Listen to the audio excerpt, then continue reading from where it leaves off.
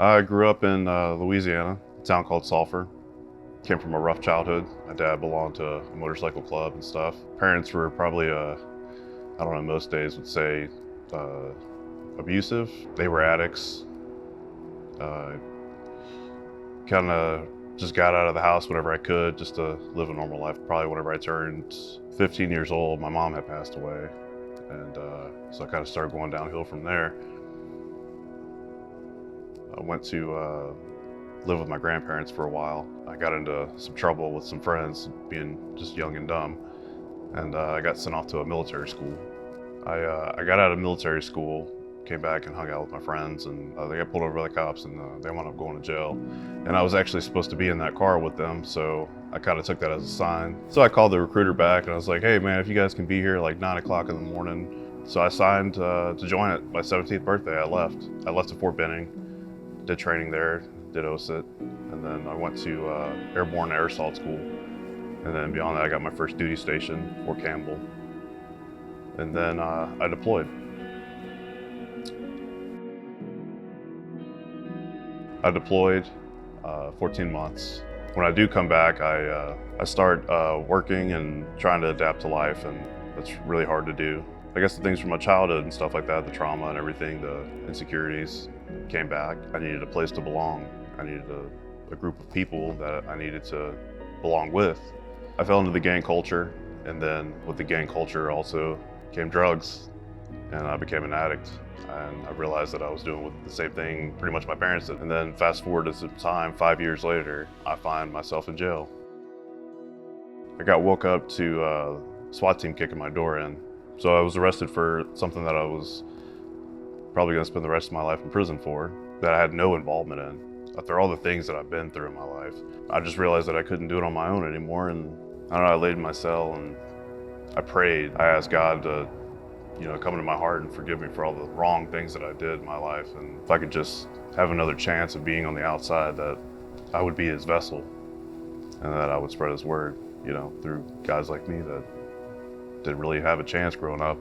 Really remember laying in that cell one night on September 18th, just begging God, like, just give me a chance, give me another chance. I prayed like 3 or 4 times a day. I started reading the word and getting serious, and I come to the realization, like, even if I don't get out, I can still do this, and I know I'm not alone. It was September 22nd, my door popped open, and they said, you're going home.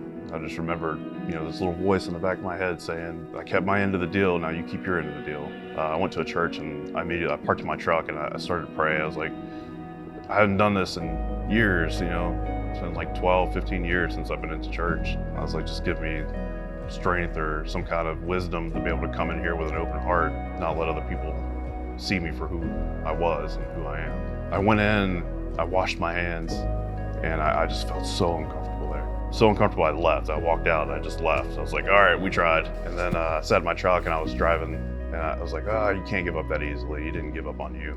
I looked on my phone and I found NewPointe had a church service at 11 o'clock. So I rushed on over here, and I was greeted by a person that was part of the staff, and they just took me in, made me feel at home. I started looking I'd never had a Bible before, I'd never owned a Bible. So I'm starting to look at these Bibles on the shelf, and she's trying to help me, and I just break down, man. I felt so overwhelmed because I had no idea. And I was just like, man, I've missed out on so much of my time. And she's doing her best to calm me down.